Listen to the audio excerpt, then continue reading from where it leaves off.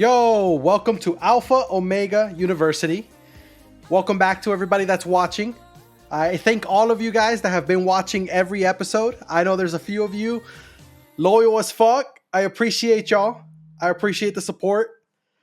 So today we got a kind of a more chill episode. All right, like we've had some kind of heavy hitting episodes recently, right? We've been talking about fucking the metas and the grand scheme of things, and we've been kind of like looking at trends, looking at concepts. We've been looking at some heavier higher level things, right?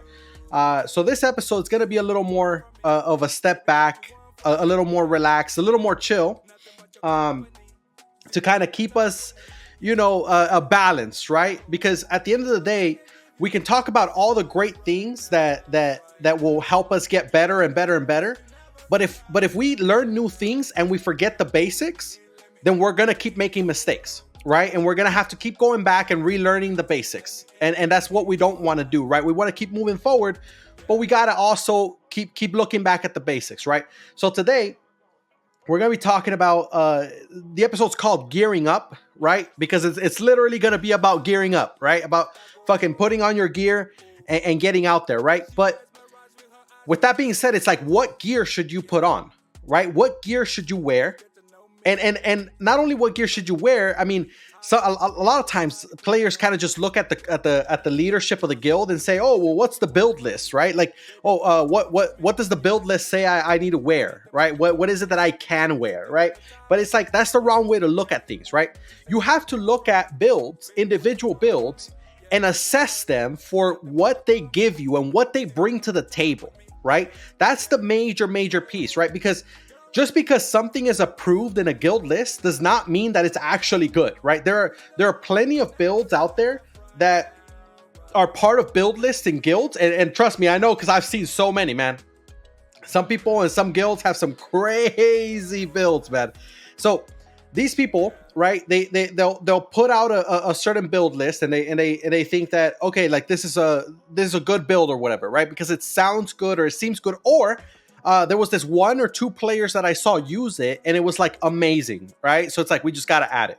Well, here's the thing. You can't just do that, right? You can't just blindly follow, just like how we were talking before. You can't blindly follow metas, right? You can't just blindly follow even build lists, right? You have to question everything, right? And if you haven't seen this yet, if you haven't understood this yet, right? The entire theme of the entire stream, and I do mean the entire stream, like every single episode, at the heart of each episode is one question, right? Is, why should I do this? Right? Whatever this is, that's what we are trying to answer. You have to question everything, right? So today we're going to be questioning up what things we should be wearing and why, right? What makes a certain build good and what makes a certain build bad, right? That's going to be the goal. That's going to be the goal today. So, when talking about goals, that's going to be the first section that we're going to talk about. We're going to be talking about the goal of what it is that you're trying to achieve when it comes to the gear that you're putting on before you go out to ZvZ, right? What gear you're putting on matters because it defines what role you're going to be playing, right? What are the things that you're trying to accomplish with your set, right? With your gear, with your equipment, right? That's going to be the first thing. Then we're going to be talking about priorities, right? So like, there are many things that we want to do, right? We want to make sure that we're able to kill people, but at the same time, we want to CC them, and at the same time, we want to heal allies, and at the same time, we want to support and cleanse and all these great things, and we want to have survivability, right? We want to be able to run fast, right? Be able to move around quickly. Those are all things that we want to do, but we have to prioritize, right? Because we can't make a build that just does a little bit of everything, because it's not going to achieve anything, right? Trying to do a little bit of everything is not going to achieve anything, right? It doesn't make sense. And so in order to make a proper build, we're going to have to look at the build and make sure that it makes sense. And by making sense, this is going to be the third thing we're going to be talking about today. It's going to be the synergy, right? the build has to have synergy with it. And if you don't understand what synergy is like basically two things work together and they help each other out to achieve a certain outcome, right? Versus one thing does one thing on its own and the other one does another thing on its own, and they're independent of each other. They don't necessarily help each other out. They don't necessarily boost each other up. They kind of just do two separate things, right? We have to have synergy with our skills in the weapons that we use, in the armors that we use, right? Even down to the capes, right? Even down to the capes, we have to have synergy. It has to make sense. The whether you use resistance potion or gigantify, right? It has to have synergy. It's extremely important, right? And after we talk about those three things, the goals, the priorities, and the synergy, we're going to be talking about different case studies, right? So we're going to actually look at 3 different case studies. We're going to look at Brimstone builds, right? We're going to look at Soul Scythe for callers, right? And we're going to look at a Fallen, right? I'm not trying to look at every single type of weapon or anything. I'm just trying to look at these 3 case studies, and what we're going to learn from them is that they work because they're working together and they're achieving the goal together, right? So then you can apply this to every other build out there and you can do this yourself, right? We're not going to go through every single weapon and every single thing. It'll take forever, right? So we're going to take these 3 case studies. One of them is DPS. One of them is a tank, but it's more for the caller, right? And then the other one is a heal staff, right? The Fallen.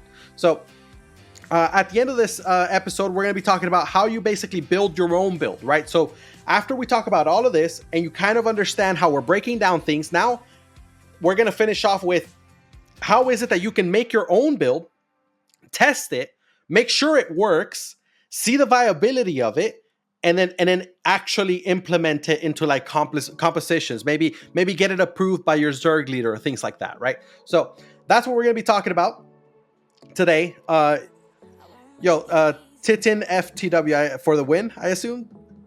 What's up, man? Welcome to the chat. If you guys are new or you guys are not following yet and you've watched other episodes or whatever and you're not following yet, make sure you guys hit the follow button or subscribe if you want to. It's up to you either way. The content is free, whether or not you hit the follow button, whether or not you subscribe, right? Content is free. I'm going to be here Fridays, Saturdays, and Mondays at 00 UTC, right? Giving y'all the experience I got for free. So, but you know what? I like seeing the numbers go up, right? I like seeing, more people following it. It makes me realize that, yeah, people are enjoying this, and that's great. All right. So if anybody has any questions, by the way, if anybody has any questions about anything throughout the entire episode, just drop it in the chat. I am reading the chat. If I happen to like miss your question or something, I'll probably end up going back to it later. Okay. But I try to stay on top of the chat as much as possible. All right. So let's get started. So the first thing is we're going to be talking about defining goals, right? So we have to define goals. That's the number one most important thing to figuring out how to make a build is what kind of role are you going to play? And by role, yeah, I mean, I'm talking about tank, DPS, healer, support. Yeah, that's all fine and dandy, whatever. Like those are simple, right? But let's think deeper than that, right? If you're a tank, if you're like, oh yeah, I want to be a tank.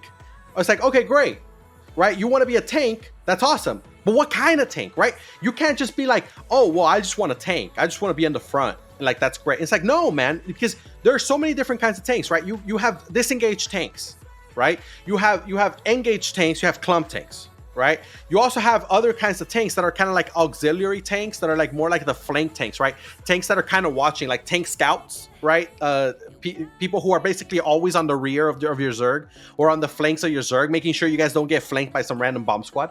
Right, and all those are different roles, right? Just because they're all tank types doesn't mean that they're all just the same, right? They all have different specifications for what they're gonna do and how they're gonna accomplish it, right? So same for DPS, right? What kind of DPS you want to be? You want to be a bruiser type? You want to be like a clapper? You want to be a somebody that engages with a Zerg or somebody that engages off cooldown, right? What kind of damage do you want to put out? You want to have a great bruiser style, like where you're kind of pushing the enemy little by little, or you want to have great survivability where you can literally dive the enemy back line and there's nothing they can do to push you out, right? You just survive in there and you're constantly annoying them. You're constantly doing things, right?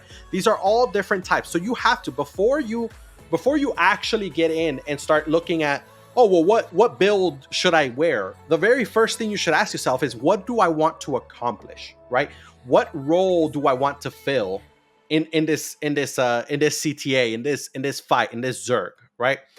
Titten says, is a good content for those who like ZvZ. So yeah, the number going up. Yeah, man, I appreciate it. Yeah, I've actually done things similar to the stream before many times. Yo, Mubafi, what's up, man? Welcome back. I like seeing y'all coming back to the channel every time, man. Appreciate it. So yeah, I used to do things like this, like reviewing and kind of teaching and stuff a lot before, but I used to only do it for like my guilds, right? The guilds that I was in. And a lot of people told me like they liked it, that they learned a lot from it and stuff like that. And so that's why I did the stream, right? It's because I want to try to get as many people as possible to learn and have the chance to learn without dying nonstop out there on the field and just learning the hard way, right? I want to give people a second chance at how how to learn, or a second opinion, I should say, a second opinion, right? The great Amon King of Castle, no joke. Yeah, I try to include as many different guilds and alliances in the videos as possible. So Amon's been putting out a lot of videos, so I've used a couple of them. All right. So the next part about defining goals, right? So we already talked about which role you're going to be, but also what specialty, right? But beyond the specialty of what like specific type of tank or specific type of DPS or whatever, right? Beyond that specialty, you also need to realize what kind of subspecialty are you going to be, right? So now we just talked about, okay, you're going to say you're going to be a tank. Okay, great. And then you're like, okay, well, what kind of tank, right? It's like, oh, well, I want to be a disengaged tank. And it's like, okay, well, that's great, right? But what subspecialty are you going to be? Because disengaged tanks are very different, right? A Grail Seeker is a disengaged tank. A Heavy Mace is also a disengaged tank, but they both accomplish extremely different things, right? The Grail Seeker has to play a little more forward, and the Grail Seeker is not necessarily a hard stopper. A Grail Seeker is more of the kind of a disengaged tank that buys time. Okay, that's really what the Grail Seeker does. It buys time, and in order to buy time as a Grail Seeker, you have to be kind of further into the enemy to stop them from coming in. You have to be basically the first line of defense. That's a Grail Seeker, right? Whereas the Heavy Mace is actually the opposite. Heavy Mace is actually a hard stop tank. And the reason it's a hard stop tank is because it has a silence and a perch. So when an enemy is coming in, the Heavy Mace goes in, and I mean, they can root them with the snare charge, but that doesn't even matter. Whether they root them or not, it doesn't matter. It's the E that matters for Heavy Mace. Because, and don't get me wrong, snare charge is great. But what I'm saying for the Heavy Mace, the E silences and purges, which basically makes it where any buffs that the enemy had coming in. So like, let's say there are some weapons, let's say like Galatine, right? Galatine needs stacks to be able to pop, to kill the enemy, right? They need stacks. Without stacks, they're basically hitting with a wet noodle, right? So a Heavy Mace goes and purges the stacks off of a Galatine, and then the Galatine goes and claps without stacks. I mean, it's useless, right? It's a hard stop, right? If just the other day I had a clip, I was playing with Militant, and we were fighting against Escalation, and they had a bomb squad. Escalation had a bomb squad, and the bomb squad was coming in right from the wall, near the wall, and I had a Heavy Mace on me, and all I did was literally just pop my E as they ran like onto me, like close to me, because they ran through me. They were gonna bomb the clothies behind me, and so as soon as they ran into me, I just used my E and I silenced and purged them, and then suddenly they literally couldn't do anything. I stopped the entire bomb squad, right? So like that's a hard stop, right? A Grail Seeker can't hard stop, because a Grail Seeker in that same bomb squad, a Grail Seeker can root them. But if they have a cleanse, they can run right by it, right? So that's the thing, right? With even if you cleanse the silence, they still got purged, and that in and of itself is a hard stop. Okay, so that's what I'm talking about. Every single weapon, every single role has a very, very deep subspecialty, right? How you play each individual weapon is different, and the things that you're going to accomplish with each individual weapon is gonna mean different things for the Zerg, right? Like a Zerg that has a lot of hard stop but no like soft stop, right? So like disengaged tanks, right? Like just because we're in the theme of tanks. So the disengaged tanks, it's like the soft stop again would be like Grail Seeker, it'll be like Icicle, right? Those are like soft stop, right? Hard stop would be more like Grove Keeper, and it would be more like a Heavy Mace, right? For the disengaged tanks. So a Zerg that only has hard stop that means that Zerg needs to be a lot faster. Those individual players that are heart stoppers have to be very quick, meaning they have to be really good, right? Because if they see the enemy coming in and there's no Grail Seekers and no Icicles to slow them down and buy time for people to react, right? Then those Heavy Mazes and those Grove Keepers have to respond very quickly. And if they don't, then the enemy gets to engage on you, and then you guys probably die, right? Whereas in the opposite sense, if you have a bunch of soft stoppers but you don't have any hard stoppers, then you're just gonna slow the enemy down, slow the enemy down, and the next thing you know, they're gonna engage on you anyway, right? So sure, maybe your Zerg will have more time to respond, but at the end of the day, sometimes just buying time is not enough, right? Just because you buy time doesn't mean your Zerg's ready for it, right? So this is why you need both, right? And understanding what it is that you want to achieve for your Zerg in that specific fight is extremely important, right? You don't want to have soft tanks being in charge of dealing with enemy bomb squads, right? Because bomb squads usually will cleanse through it, right? Usually bomb squads are run by very competent players. So it's not going to go well for you. You usually want hard stoppers to be on that. At the same time, you don't want hard stoppers necessarily right in the center front of your Zerg. Why? Because if they're in the center front of the Zerg, they're going to get stunned and rooted with everybody else, right? And they're not going to stop as many people. Hard stop tanks are a little bit better off on the flanks, unless it's like a choke fight. If it's a choke fight, then obviously on the choke. But if it's not, if it's an open world fight, hard stop tanks are better off on the flanks, because most of the good DPS that are going to hit and clap and kill a lot of people are going to not go down the middle. They're going to go down the sides, right? So those are extremely important, right? So understanding your role, understanding your specialty, and understanding your subspecialty, your actual weapon, and what it is that you're going to accomplish are all the very, very important parts of defining your goals, so that you understand what kind of build you need to make today, right? So the next part is priorities, right? So the priorities that you have to kind of look at with every Zerg, you have to take account, like, okay, if you're a healer, right, you want to make sure that you're able to heal really well, right? Obviously, right? But at the same time, you also need some defensives, right? You can't just be like, yeah, I'm gonna heal amazing, like all my heals are gonna be huge, right? And that's great, but it doesn't matter if you end up fucking dying the first time someone farts on you, right? And like, that's the truth, right? So you need to make sure that you have survivability. At the same time, you can't just be like, okay, well, I got survivability and I got really good heals, right? But you don't have any movement speed, right? Like, you can't move anywhere. Like, you're completely immobile as a healer. It's like, that's useless, because if you're immobile as a healer, then how are you gonna get to healing the clump quick when the caller is like, heals in the front, because you're getting engaged and you're about to fucking die, right? It's like, we need the heals right now. It's like, how are you gonna get there? You don't have a sprint. How are you gonna get there, right?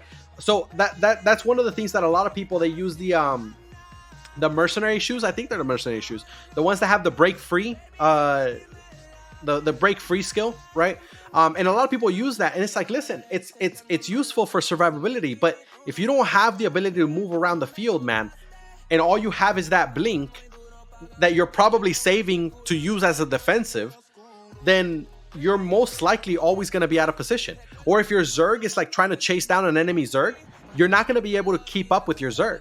Or the opposite, if you're trying to kite back, you're going to get left behind. You're going to be the first to die, right? These things are extremely important. So understanding the priorities of your role is a very, very important part of what you should be thinking about when you're going to be gearing up for a ZvZ, right? So the first things is, so like I explained, the role requirements, right? So the role requirements is, okay, you already picked your role, great. Now you got to realize what does that entail? Okay, so like, I'm a tank. Let's say I'm a tank. Okay, great, I'm a tank. Then that means that I need to be able to take a lot of damage, right? Like, that's a fucking requirement. Like, how can you be like, oh, I'm a tank, but like, you know, if I get hit one time, I die. Like, that's not a tank, right? At the most fundamental and basic level, tanks have to tank damage, right? They have to absorb damage. They need to survive, right?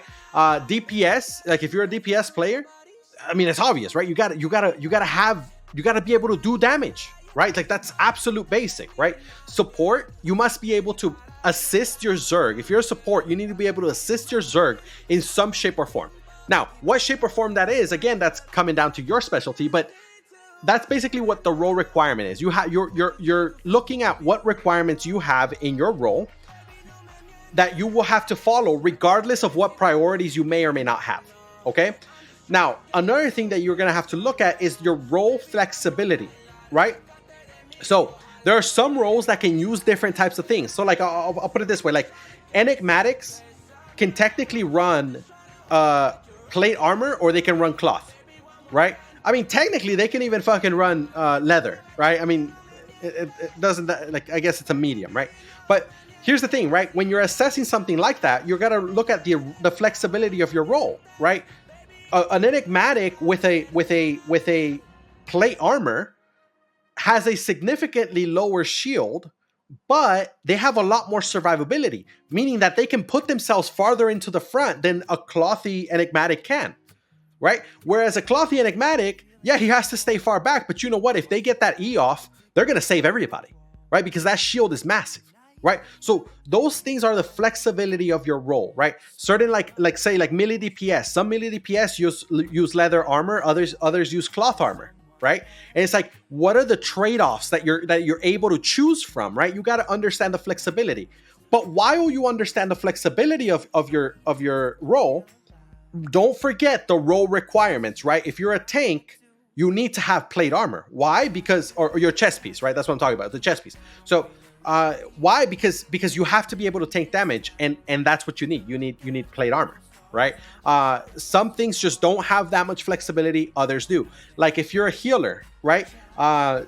Healer for the most part doesn't have too much flexibility other than cloth armor, but there are some people that do some styles of like healing with like plate. Sometimes there's people healing with leather, right? And people say, oh well, that's garbage, but I mean, you know what, sometimes it works, man. Sometimes that is what your Zerg needs. Sometimes that your Zerg benefits heavily from something like that, right? You just have to figure out what works and what doesn't. But always remember, there are some things that are requirements, and there are some things where you have flexibility to kind of change around and play around with your build, right? The last thing that you have to think about when it comes to priorities is your own playstyle. And your own playstyle matters so much, because there are some people that are so aggressive in their playstyle that it would be better if they play in, like, say, I don't know, things that do more damage or things that help them survive more, right? Whereas other people play more defensive, and it's like, okay, if you're playing very defensive, then you're not going to be exposing yourself that often, so you can probably get away with like lighter armor, like cloth and stuff like that, right? So your playstyle can help determine what exactly kind of gear you should be wearing. And give me a second here. Titan says, all those cloth with clerics, so confident on the clump until the heavy mace jump. It's true, right? So many people get so confident with their cleric roll because it got popped. They're like, oh yeah, I'm fine. And then suddenly there's a purge, right? And not just the heavy mace, also the life curse, the life curse, right? The life curse purges as well. So it's like, you can get purged, right? There's counters to everything in this game, and that's what makes this game so great, right? The hollow fall with Judy armor jumping to the clump. Yeah, I mean, that is a very big one right there. Is hollow fall with Judy armor. It's not supposed to work, but it does, right? And at the end of the day, if it works, then why the fuck are we saying, oh no, don't do that because it's not good? It's like, listen, if that's what your fucking Zerg needs, then that's what your Zerg needs, right? This is why you gotta pay attention to what goals you have and what priorities you have, right? Let me see here. Oh, also, okay, so there's another part of your play style, right? So when I was talking about aggressive and defensive, right? Another part of your play style that might influence is, think about this.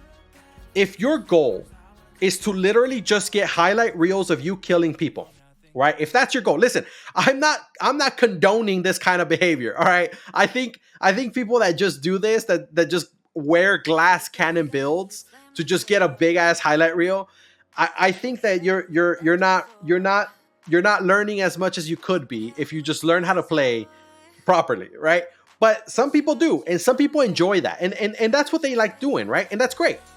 But here's the thing, right? If you are one of those people that's chasing a highlight reel, then you got to understand, yeah, I'm gonna just go in as a glass cannon, right? I don't need to worry about survivability because I'm just gonna go out there and just explode on the enemy, right? And if I die, if I don't come out of it, then it is what it is, right? That's important to know, because then you don't have to prioritize any sort of defensives or anything like that. On the other hand, if you're the type of player that kind of just quietly carries your Zerg, right? You're the kind of player that does so much for your Zerg and you enjoy doing a lot for your Zerg. You enjoy helping your Zerg win fights, but you don't really want the fame. You don't want people to be talking about like, oh my God, you did this. Oh my God, you did that, right? You're kind of more a quiet player, right? Then focus more on supports, that kind of stuff. Supports and even disengaged tanks, those tend to not have a lot of like highlight reels as opposed to like DPS players, right? So understanding your own play style can matter a lot to what it is that you're actually going to enjoy playing. Because again, it's not just about what works on the field, right? And a lot of people just get kind of caught up in that. They go and be like, oh, no, well, this works, so I'm gonna play this and that's it. And it's like, yeah, that's great that you know that it works, but if you personally are not enjoying it, you're not going to keep playing. And if you're not going to keep playing, then you're not going to keep getting better. And it's just that simple, right? You're going to get bored. You're going to be like, fuck this shit. And you're not going to enjoy it. The reason we all play this game is to enjoy. Now, we want to enjoy by winning, right? But at the same time, we still want to enjoy, right? So you have to analyze your own priorities and your goals. The next part is the synergy, right? The synergy that the gear actually works with each other, okay? So put it this way, like I'm going to make a very, very clear cut example for something that has absolutely zero synergy, okay? Think of a ranged DPS. Let's say a longbow. Let's think of a longbow. A longbow with a stalker jacket. That makes absolutely no fucking sense, right? Like that's like, dude, stop. Like, don't even try. Like, this is not even worth a try, right? And the reason it's not even worth a try is because longbow is a ranged DPS. You're supposed to engage at a distance. And a stalker jacket is supposed to be for when you are inside the enemy. That's when you get the value out of it, right? Or even like a Hellion jacket, right? It doesn't make any fucking sense, because if you're standing inside of them, then your longbow is useless. You should have just worn a melee weapon, right? And if you're not inside of them, then the stalker jacket or Hellion jacket are useless, right? Now, that's a very clear example of something that's just absolutely stupid and doesn't have any synergy, right? It's a ranged weapon with like a stalker jacket or something like that, right? But there are many other things that don't work, and it doesn't work because of different reasons that are less easy to understand, okay? So I'm gonna put it this way. If you are let's say you're a locust. No, actually, I'm trying to make it a little more simple for you guys. All right, let's just do it locust. Fuck it. If you're a locust and you wear a demon armor, right? It seems like it works and it seems like it's a good thing. And honestly, I'll tell you the truth, a lot of people run it like that. And I'm not saying it's bad. What I am saying is it doesn't make complete sense. Okay? Now, you know, slow it down here for a second. I'm gonna explain why, because I know some of you guys are like, no, you're crazy. Oh my God, like there's no, it's in my build list and whatever, right? Chill out. So, a locust pops their E when? Now, I'm talking about defensive locust, not an offensive locust, right? A defensive locust pops their E when the enemy engages, right? Okay. Now, their E is not, it's not an instant and that's it, right? It's you cast it and you stay casting it, don't you? Right? So you cast your E as a locust and you stay channeling it, right? For a prolonged period of time. Okay. And then by the time you're done with your E, usually the enemy engages over, right? Great. So when the fuck are you going to use your demon armor? Because aren't you supposed to use your demon armor when the enemy engages? So if you're a defensive locust and you're wearing demon armor, how does that make any sense? When are you going to use your demon armor at effect? Are you literally wearing an entire chest piece just for the occasional time when a Galatine clapper will come in and try to clap your backline? Is that really why you're like, what you're telling me is that you're going to use demon armor maybe twice, 3 times in a 15-minute fight? At most 3 times. Like, that's useless, right? Whereas if you wear something like Adjudicator armor, you can pop that motherfucker whenever. You can pop it on cooldown all the time and just help out with heals, right? Because if you're popping it when the enemy's not engaging, then you're not really using it for resistances, right? You're using it more for the heal, right? So in general, right, a defensive Locust with demon armor doesn't make sense, right? And if you guys have an argument that I haven't talked about right now, you guys can drop it in the chat, and I'll we can go back and forth with it. But essentially, it doesn't make sense, right? That's why I was saying like enigmatic, right? Enigmatic with demon armor, same thing. There's there's some people that use offensive enigmatic, but really there's not as much need for an offensive enigmatic as there is for an offensive Locust, right? But yes, there are some players that some guilds that clap off cooldown type thing, right? And so it's useful for that. But the majority of enigmatics, right? I'm talking about the majority. The majority of enigmatics will use their enigmatic on defensive, right? That's the majority. And so why would you have the majority of enigmatics running demon armor? Right now, I know there's other enigmatics that don't use plate, they use cloth, and that's fine. But my argument's just for those people that are using that, right? And I'm only talking about the demon armor because it's a perfect one to compare and contrast, because you get to actually see when it doesn't work, right? Yo, Boharding, what's up, man? Why would you put one of your most important support on demon armor? Yeah, exactly, that too, right? I haven't even gone there, right? Sorry. So I haven't even gone there. By the way, if my voice sounds a little weird or some shit today, it's because I'm sick, right? But I decided to keep doing the stream no matter what, because we got to get the content out. Y'all got to fucking learn. Y'all got to learn today, all right? But anyway, so that's the another thing I haven't even gone into, right? What Boharding's saying is, why would you put one of your most important support on demon armor? That's so important, because what he's basically saying is demon armor makes you fragile, right? And the math for resistances and things like that is out there, right? I have the math, but I'm not going to show it on stream. I'm not going to explain it to you guys right now, because I actually have episodes dedicated to that. So because it's a whole fucking thing. But very quickly, what I'm going to say is demon armor, when you pop the demon armor, like if you pop the demon armor yourself, you make yourself squishier than a clothy when you pop demon armor. You understand? So what I'm saying is, you're gonna basically make sure that you kill yourself if you use demon armor. Like that's just what's probably gonna end up happening, unless it's like Boharding said, stack demon armors basically cancel out the armor resist. Yes, it's true, but here's the thing: for people to time the demon armors perfectly with each other, and for them to stand perfectly with each other to be able to buff each other and cancel that armor debuff, it's really hard, man. Does it happen? Yes, it happens. Of course it happens. But it's really hard. That's the problem. It's really hard. TC's was masters at that. Yeah. Yo, CJ, what's up? You sacrifice yourself. Yeah, you're sacrificing yourself, but you can't sacrifice yourself as a Locust, right? Like, that's the problem, man.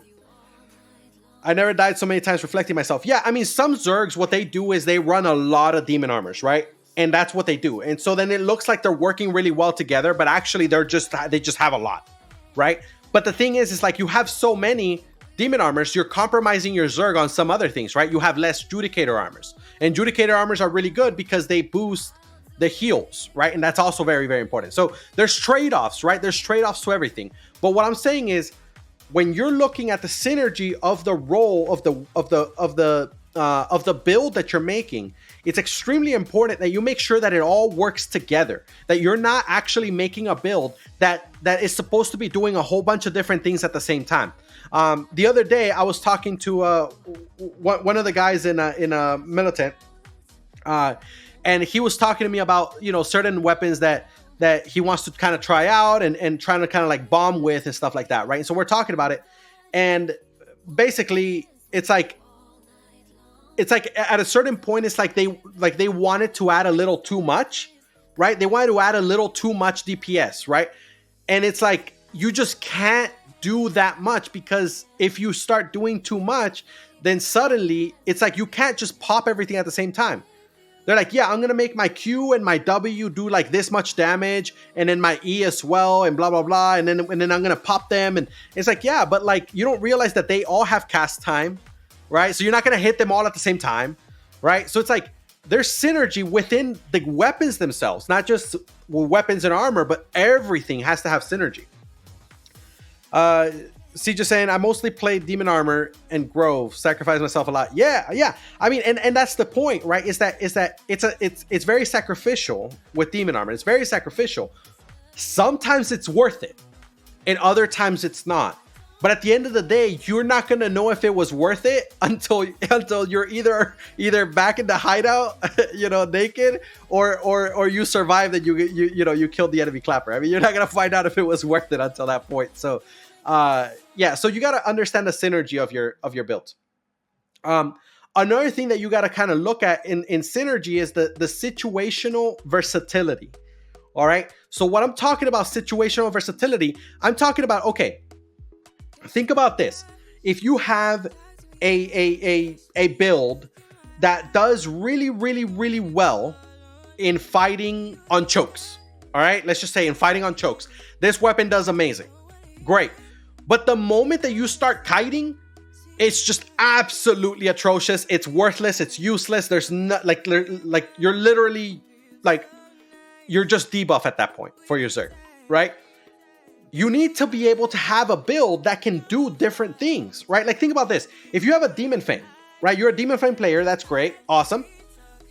And then you suddenly go to a castle. Like, I don't know, you're chasing an enemy in the open world and they decide to run into a castle. And now they're defending on a castle. Suddenly, you're worthless. Demon Fangs are not very good at shooting over walls, right? So, like, if the enemy's hiding in a castle and all you have is a Demon Fang, I mean, it's not gonna be a good CTA for you, right? So having situational versatility is extremely important, right? You have to be able to fight in different places at different times against different Zergs. You have to be able to accomplish your job, which again, remember, your job is your main job, like DPS, support, tank, whatever, right? You need to be able to accomplish your job, but at the same time, you need to be able to accomplish that job at different scenarios, right? Don't let the enemy put you in a situation where suddenly you're useless, right? That's the worst. So the last thing with synergy is that you have to remember the importance of defensives. Defensives are so incredibly important, and they are the first thing to go when some DPS decides that they want to do more damage, right? That's the first thing that disappears, is the importance of defensives, right? Because when people are like, oh yeah, I want to do a lot of damage, I want to kill a lot of people, and then they're like, yeah, so I don't need a cleric robe, you know what I mean? Like instead I'm gonna get a druid robe, right? Or is that what it's called, the druid robe? Yeah, I'm pretty sure it's the druid robe, right? The one where you get to like basically buff yourself up and by casting different things. And so it's like, oh yeah, I'm gonna get a druid robe because the druid robe gives me higher damage. It's like, okay, yeah, it does, but like you're gonna end up dead. You're gonna end up dead. It's not gonna work, right? So you need to understand that there's a huge importance in the game for defensives, right? Things that keep you alive and allow you to continue achieving your goal for the duration of the fight, not just for a little bit in the fight, right? That's extremely important. Again, if your goal is to just be a glass cannon that just blows people up and then you go back to the hideout and you're totally okay with that, you like understand that that's what's gonna happen, then sure, why not, right? And there's some players that do that amazingly, like Blue Dawn, right? Blue Dawn, I think he's still in escalation. Blue Dawn is incredible with that, right? Like this dude with Galatines especially, but the dude has played so many different weapons now that like you can't just say he only does Galatines. But essentially, like the man rose up as a Galatine player, and my God, like it's amazing, right? But even if you look at Blue Dawn's play style, like he uses a lot of things that allow him to get out, right? Like I've seen so many clips of Blue Dawn engaging as a Galatine clapper, right? He's gonna clap, and he has mage sandals. And this dude, instead of using the mage sandals to blink in and clap, so often he holds the mage sandals and he just goes, walks into the enemy, claps, and then he blinks out, right? So he uses that mage sandals to actually get out instead of get in, right? And it's because he's using the mage sandals as a defensive, right? He wants to survive, he wants to live. And so those things are very important, right? So even people that have extreme amounts of highlight reels like Blue Dawn, right, who has a ton of highlight reels, even people like them understand that defensives are necessary. Titan says, good supports carry the Zerg. Yeah, it's true.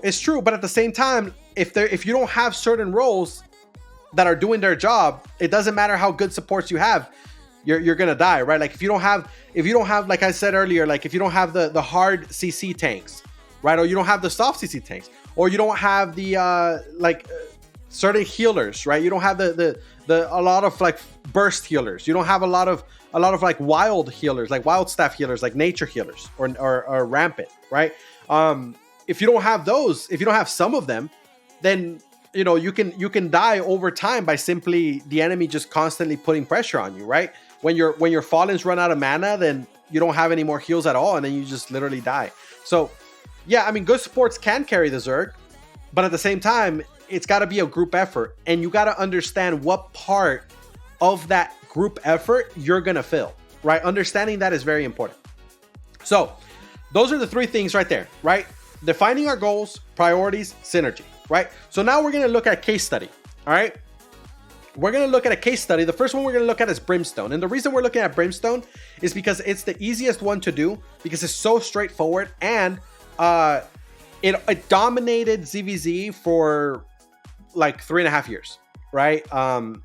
And then it kind of just has gone away recently because people forgot how good it is, and that's pretty much it, right? But so looking at the Brimstone, right, the QWE for the Brimstone that they use is the single target Q, right?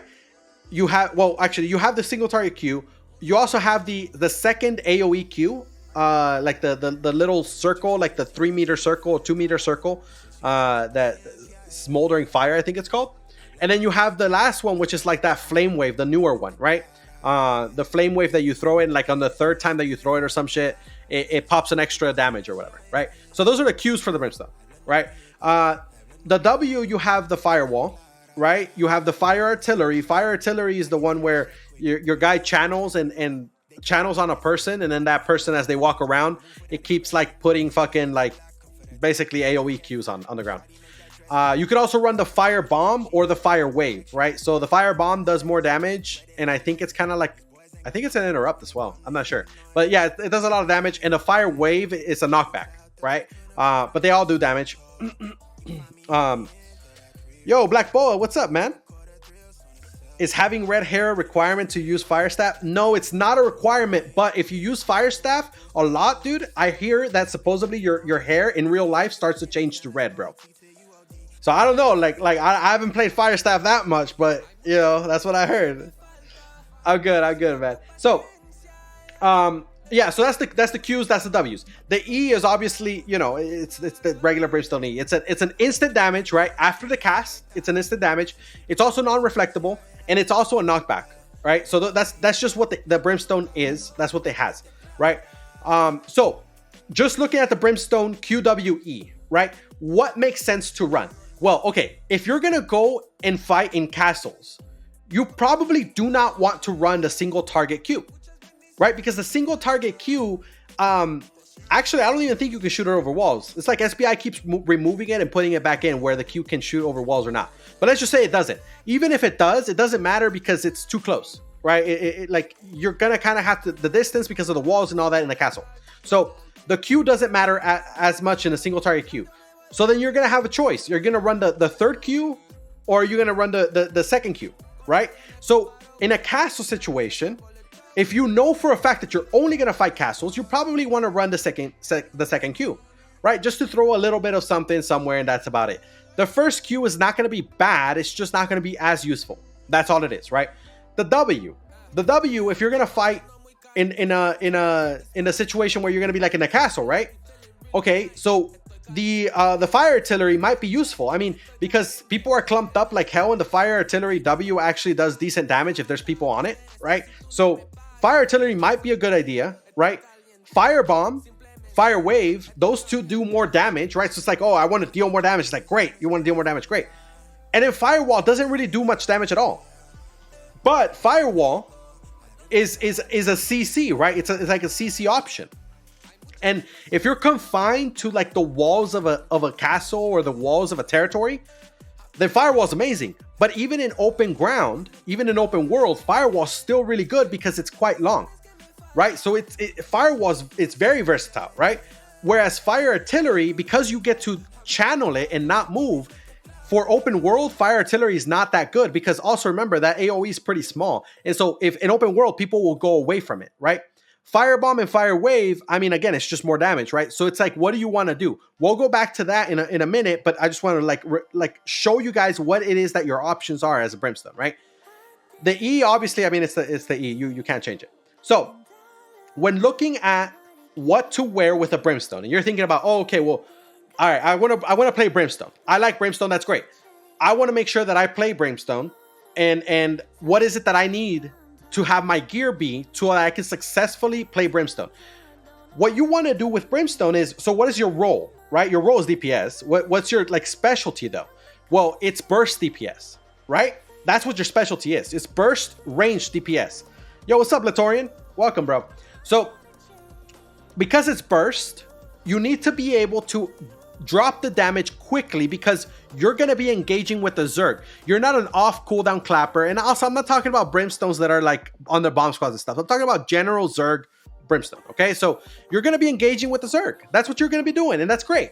But here's the thing: in order to engage with the Zerg, you need to have your cast time faster, because it's too damn slow, right? The E is too slow, and that cast time is way too slow. So you're going to need Scholar Robe. So with the Scholar Robe, okay, great. You're gonna reduce the cast time, right? And that's fine. So you have this synergy with the Brimstone E, right? Remember, again, we gotta think synergy, right? Synergy with situations, right? Because we want to be situationally versatile, but it's also synergy with the other things in the kit that you're wearing, right? So for the Scholar Robe, it creates synergy with the Brimstone E. Now, don't forget that the Scholar Robe, because it's a robe, it's a cloth robe, it gives more damage, right? And remember, DPS is your goal. So if your goal is DPS, then you probably want to do more damage. Having cloth is the option, right? Now, you also want to do the damage quickly and boost the Brimstone E cast time, make it quicker.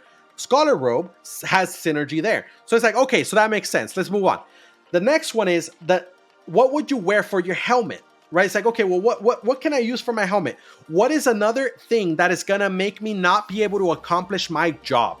Right? Again, what is my job? To deal damage in a burst fashion when the caller calls the engage. Okay, great. What happens if you get interrupted? What happens if you get stunned or you get knocked back or whatever, right? Having something like a knight helmet, and that's a traditional one, right? But nowadays you can have face scale hat. The face scale hat is broken as hell, right? And so it's like you have knight helmet or face scale hat, right?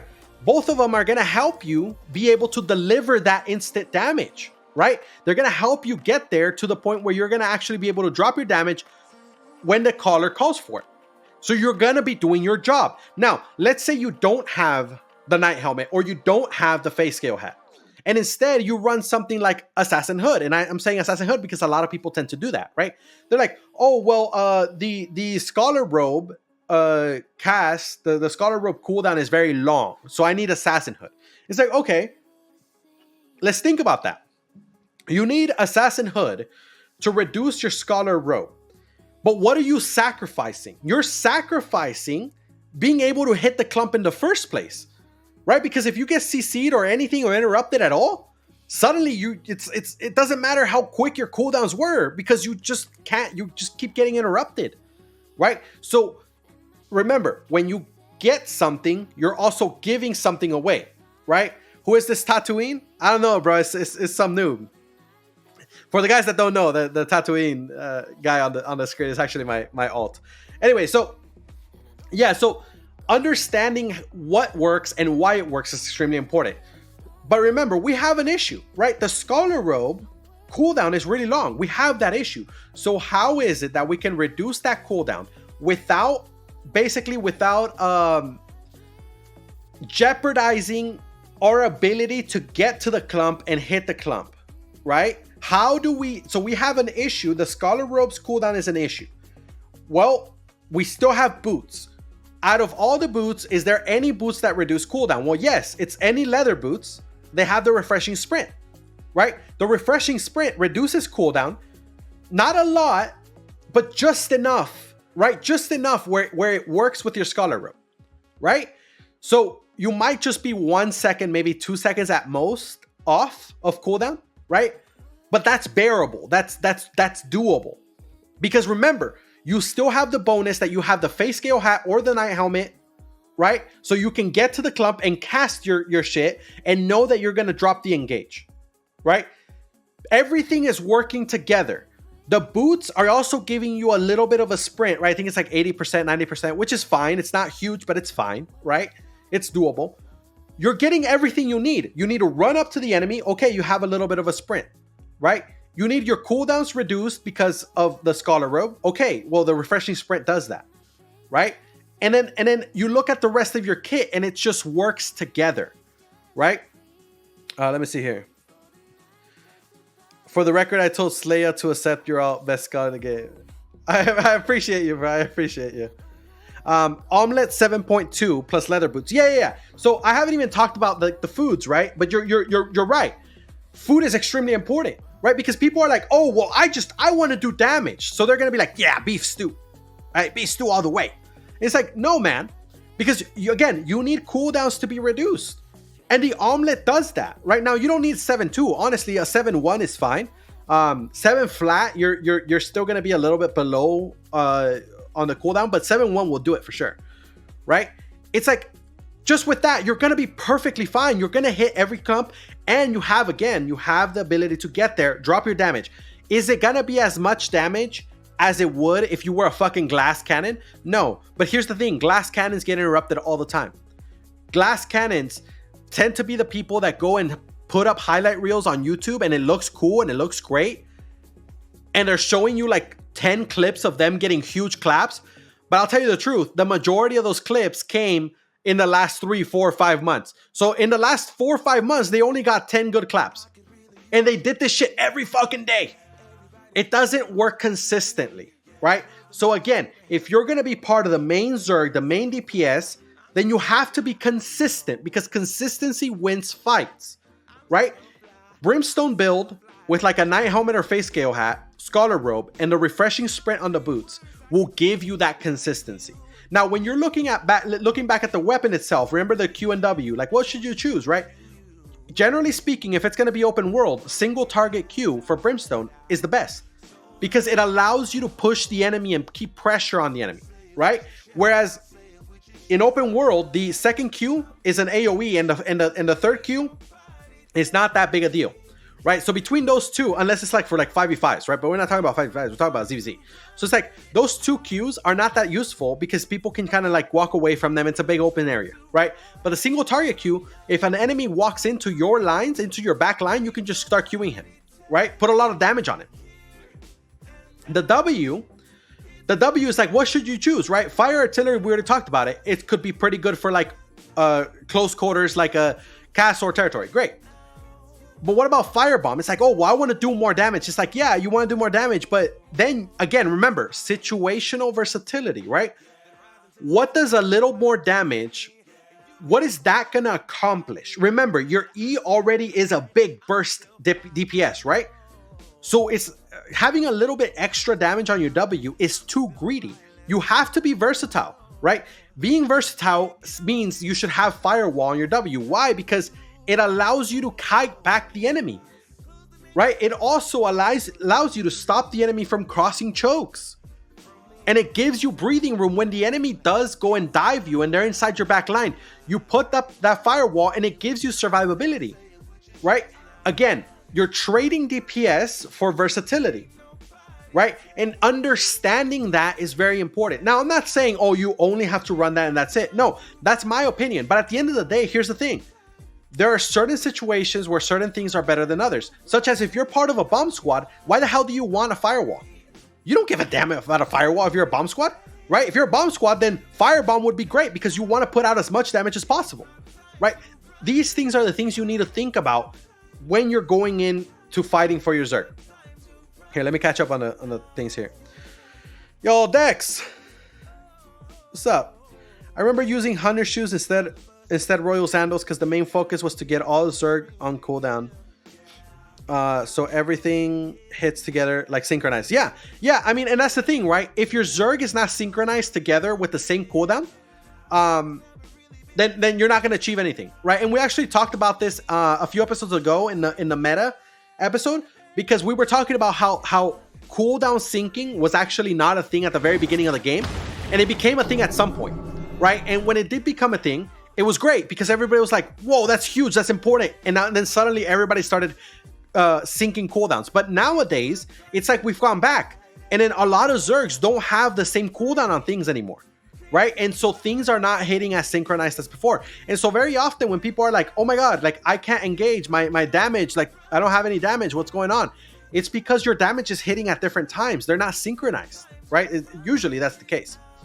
Barty says, in a world full of Graveguard boots, Firewall is OP. Yeah, that's true too. That's true too, because Firewall is technically a knockback, right? It's not a stun, root, or slow. It's a knockback. And so remember, there's not a lot of knockbacks in the game. And because there's not a lot of knockbacks in the game, people don't prioritize things that stop knockbacks, like Night Helms, right? Because remember, like we were talking about Night Helm, it's like, oh, well, I'll just run Assassin Hood. But remember, the trade-offs, right? The trade-offs that you're experiencing. And another thing about Night Helm is people think, oh, well, they buffed Night Helm, so that means that I don't have to run as many Night Helms, because it used to only give Night Helm to 5 people. Now it gives Night Helm to 10 people. So that means that we only need to have half the amount of Night Helms that we used to. That's a lie. It's absolute lie. Because the AoE range was not changed. Which means what? That in order to get 10 people Night Helm, you're gonna have to have 10 people in a 5-meter radius. Bro, if your Zerg is that clumped already, you're fucked already. It doesn't matter how many Night Helms you got. You understand? You don't need to clump an enemy who's already clumped because they want to get Night Helm from each other. Like, it's so stupid. So what I'm saying is, like, a lot of people are not running Night Helm because they're not prioritizing it. And you want to know why they're not prioritizing it? Because people are not prioritizing firewalls on brimstones. Because people are not prioritizing Night Armors. How many times do you see Night Armors out on the field nowadays? Not as much as it used to be, right? So people don't prioritize those two things. Then suddenly people are like, well, why the hell do I got to run Night Helmet? Right? It makes sense. But what I'm saying to you is, well, if people are not running Night Helmets, you should be running firewalls and Night Armors, right? Because you'd be countering them so hard. They won't be able to catch up to you. Yeah, CJ, what the fuck, 10? Yikes. Top 2 helmets in ZvZ is Knight and Merc. Well, CJ, Mercenary Hood, it got changed. I don't even know what the hell it does anymore. The Cleanse is actually across the board. All leather can wear Cleanse now. Let me see here. Let me catch up. With that firewall, you can even stop bomb. Yeah, exactly. Like Titan said, you can stop a bomb squad. And it's so true because the majority of bomb squads do not run Night Helm. It's crazy how greedy these players get, man. But they're getting greedy because people themselves are not thinking about things. They don't think about, just like how we did a case study on Brimstone, right? And understanding the pros and cons of certain builds. People don't sit here and think about these things. They just kind of do whatever the hell they want. And if they're not getting punished on the field, they're going to think it's a good thing to do, right? But it's our job as individual players, as enemies of them, to make sure we punish them for those mistakes, for being so greedy. If I'm gonna look at how many battle mounts in this VOD. Yeah, man, battle mounts are taking over the game. But they're nerfing them a little bit though. So I think the nerf is gonna be pretty good, but it's not gonna be massive for the behemoths. There's still too many battle mounts in general. Merc Hood is how now? Is that what they made the Merc Hood? Bro, Merc Hood, they did Merc Hood so bad, bro. Like all the people that like spec'd up Merc Hood and all that, it just went to garbage, bro. One Night in Leather helmet. Yeah. A new cloth cowl is really OP for casters. Yeah, the face scale hat. Yeah, that's what I was talking about. Yeah, it's huge, man. It's huge. All right, let's move on to the next case study. because we're taking a while now. Now that I kind of took an extra time to explain the brimstone and the mentality behind it, right? We can look at the soul scythe a little faster, right? The case study for soul scythe, this is going to be the soul scythe, but for callers, right? And the reason I wanted to do a case study for callers and not a case study, not another case study like for like a tank and a regular Zerg, I wanted to focus on the callers. Why? Because callers nowadays don't run soul scythe as much. In fact, if you look around at all the callers that are around today, the majority of callers, especially the new ones, don't run soul scythe. They run something else. It's only the older callers that still run soul scythe. So if you see a caller running soul scythe, they've probably been around a while. Sorry, I'm drinking water. We got to stay hydrated around here, man. So the soul scythe, right? So let's think about the soul scythe, and let's think about why the soul scythe actually matters to be used for callers, and why in the first place did soul scythe become the caller weapon. Now give me a second here.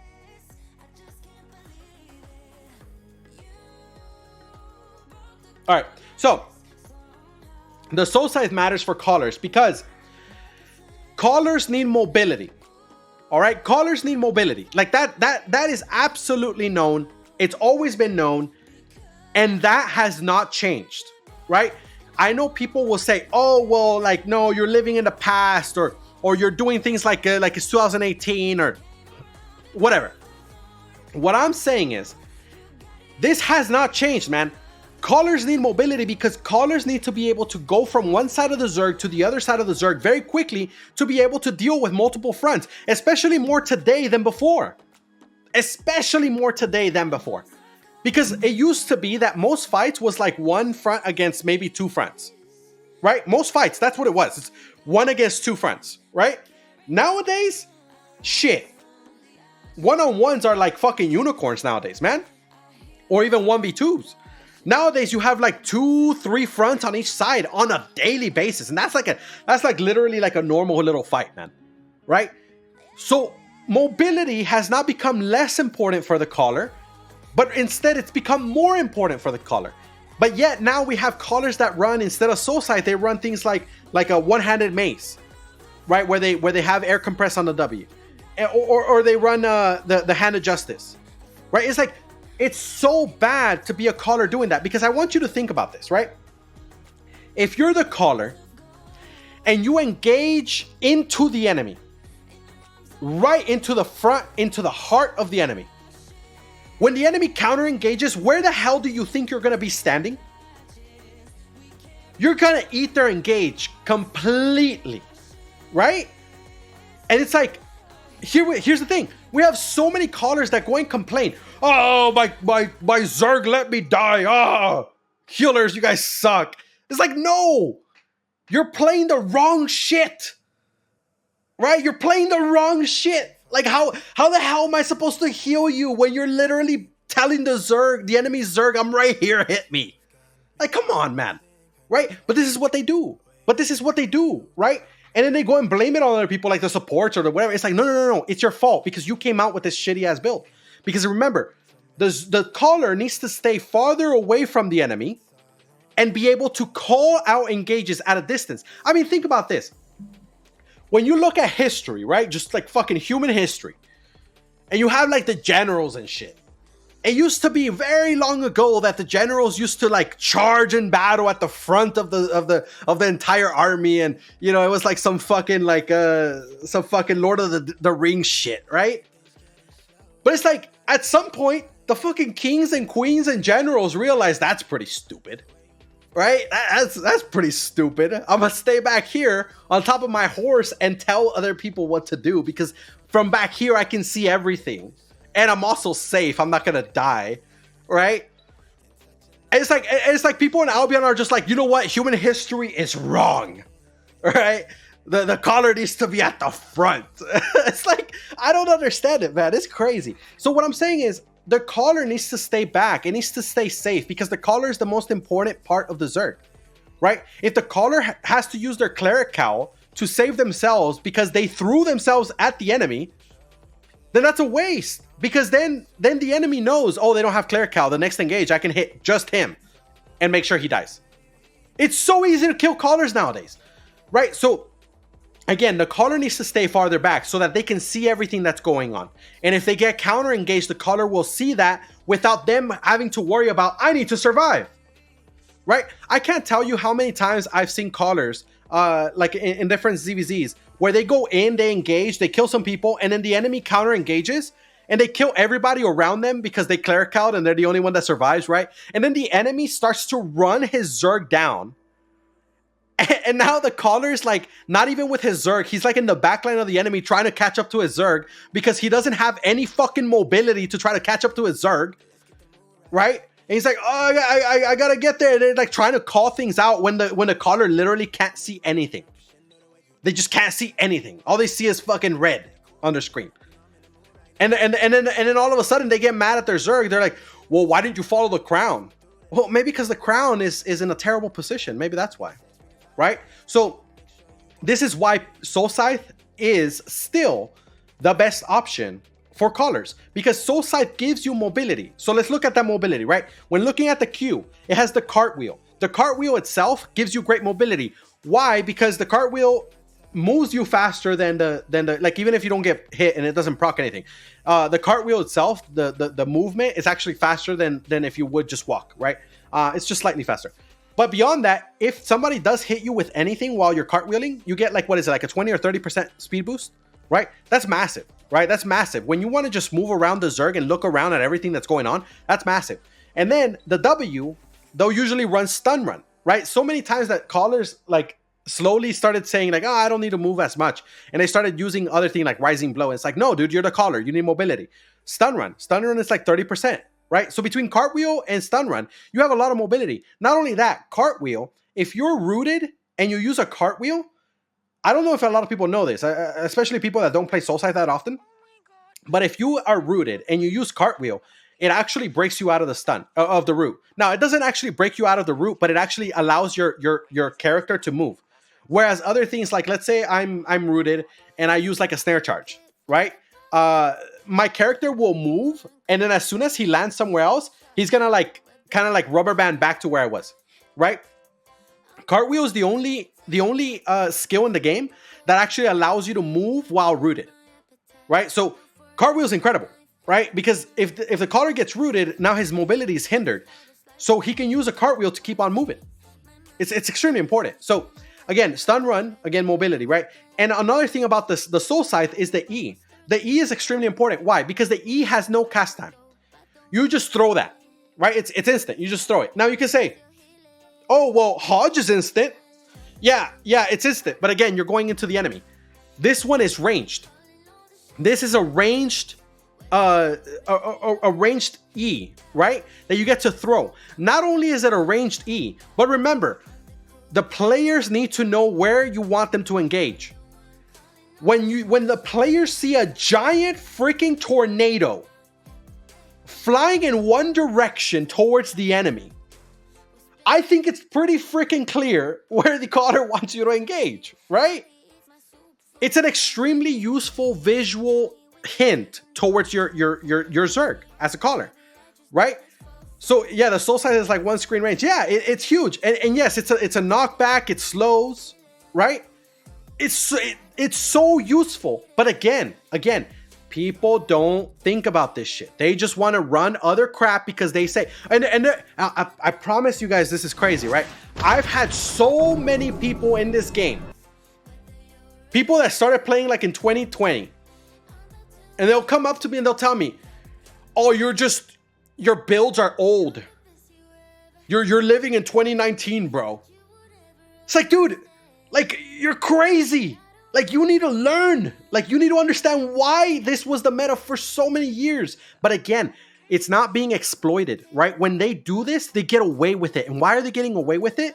Because we as players are not doing the things that we're supposed to do to make sure we punish them for those stupid decisions, right? Like, why the hell are we not running more kidnap builds?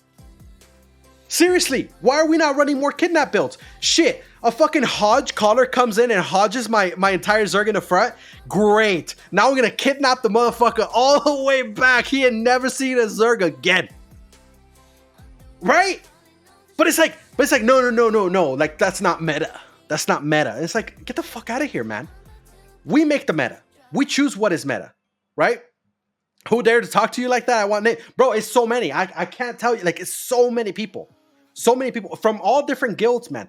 People have this mentality. It's just wrong. It's just bad, right? Yo, Andres Ra. ¿Qué pasó, amigo? Give us the name. Yeah, but it's like a trending. Yeah, like Dex said, it's trending. It's like the hype thing, right? So that's why, again, Soul Scythe is critical for a caller. It's absolutely critical. So with the Soul Scythe, right, you have the mobility. You have a lot of mobility. With QWE, you have mobility and you have the ability to be at a standoff distance, right? You stay behind. You don't go and engage all the way in the front like I explained right now, right? But you still need more survivability. So Soul Scythe runs Judicator Armor. Why? Because Judicator Armor allows you to have resistances, but also it buffs heals. So if you're getting engaged on and you drop a Judy on yourself and the heals come in because you as a caller, you should have a pocket healer, your pocket healer suddenly will heal you much better because you're inside of your own Judicator Armor, right? So again, it's synergy with your role, right? Because your role is caller, and because of your role, you're gonna have a pocket healer, or you should. And because of that, you're having synergy with that pocket healer by having that Judicator Armor, right? There are some callers in time that have run like fucking Demon Armor with their Soul Scythe. It's like, dude, you're just like, why? Like, don't you realize that you shouldn't die? But it's like, oh, no, but it's okay because I run Cleric Cow. It's like, dude, what the hell? Like, why would you run Cleric Cow and Demon Armor? It's like, do you want to die or do you want to live? I don't understand. It doesn't make any sense, right? And then, so the last thing is, for the shoes, what kind of shoes should a Soul Scythe caller run? Well, I mean, honestly, sprints are fine. They're not a big deal. Sprints are okay. But realistically, the refreshing sprint is the best option. And the reason is because when you're sprinting with the refreshing sprint, it allows you to reset cooldowns faster than the rest of your Zerg, right? Having that little bit extra time before the rest of your Zerg allows you to throw your Soul Scythe, and then 1 or 2 seconds later, your Zerg can engage because now they have seen your Soul Scythe E and where you want them to engage, right? So having that 1 or 2 seconds difference from you and your Zerg is actually really useful, especially in situations where you need to engage quickly, right? It's super important. Number of times people tell me I'm trolling on builds when they're mascots. Yeah, I mean, it's true, man. It's true. Because again, people don't think about these things. And you know, here's another problem. Here's another problem with people making builds and people kind of criticizing others for what they do and say that, oh, that's old school, right? Here's the problem, is that when people go and actually become, how do I say this, like a scholar of the game, right? Like a scholar of the game, in the sense that like you're actually like you're somebody that goes and like actually reads all the weapons. You read all the patch notes. You read all the forum posts. I mean, not all of them, but like the ones pertaining to like changes and patches and things like that, right? And you actually go and try different weapons out. And every time that a new skill comes in, you go and try it out and you check it out and you know, that's like kind of like a scholar of the game, right? And it's like when people are scholars of the game, what do other people say? Oh, you're a nerd. Like, it's like you're a nerd. You're like, it's a game, dude. You're taking it too seriously. It's like you're taking it too seriously. But when you go and give feedback, on what you have learned, suddenly they say you have no idea what you're talking about. It's like, how can I be a nerd of the game, but at the same time have no idea what I'm talking about? It doesn't make any sense. It's just that people don't want to listen, right? Give me a second.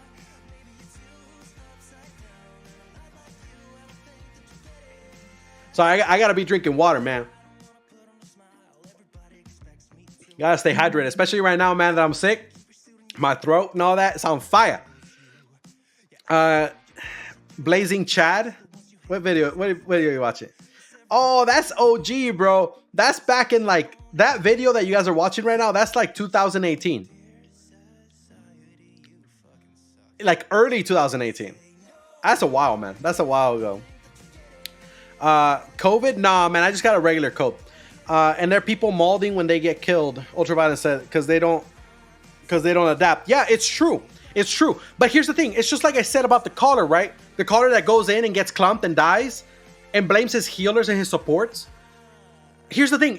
They blame all these other things and they don't actually just look at what's happening, right? And then when you try to talk to them and say, hey, listen, this is what went wrong.